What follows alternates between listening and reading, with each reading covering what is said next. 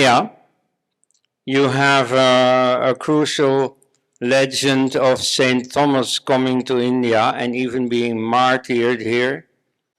Now that legend is not true at all. When I was a student, our professor of comparative religion was a Jesuit. And even he already taught us that Saint Thomas never went to India. He may have gone to Afghanistan, maybe just the northwest frontier of Pakistan, because the only source we have about him, which is also apocryphal and written 200 years after he lived, he goes to a Persian-speaking desert-like territory, which is eastern Iran or Afghanistan.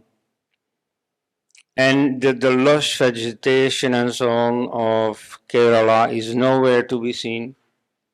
The people also have Persian names, not Malayalam. So you see, this Thomas story is really just a legend. Moreover, the legend becomes very nasty when they accuse the Brahmins of having killed Saint Thomas. You see, this is very easy to refute. The Aramaic source text says that Saint Thomas was given a warm welcome by the local king, but that he started abusing his hospitality and misbehaving, and so people wanted him to leave. Like, for instance, there's one story where he wasn't satisfied with the service he was getting from a boy at an inn, and so he magically made a lion appear and eat the boy who was serving him.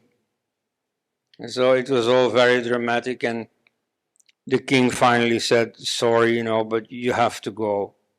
See, he was very lenient, He didn't punish him, he only asked him to go, where he came from.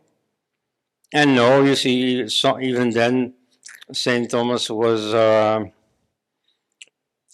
making difficulties. And then finally, the king had him killed with a spear. Now, this spear in Aramaic is b'ruhame, Now, in that language, vowels are not written, only consonants. So these happen to be the same consonants as in Brahma. So you see, Indians made of it that Brahma, that the Brahmins killed him in near present-day Chennai. And so I've been there. There's a basilica where the martyrdom of Saint Thomas is celebrated. There, of course, they also keep his corpse, although there are 2 other places that have his corpse. That's how it goes with these relics. Anyway,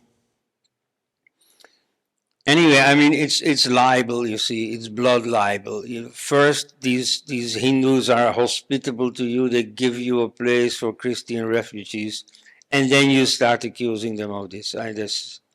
That's pretty disgusting. Anyway, no politician is asking questions about this. As long as there is this St. Thomas legend alive among a section of the Indian population, they just accept it.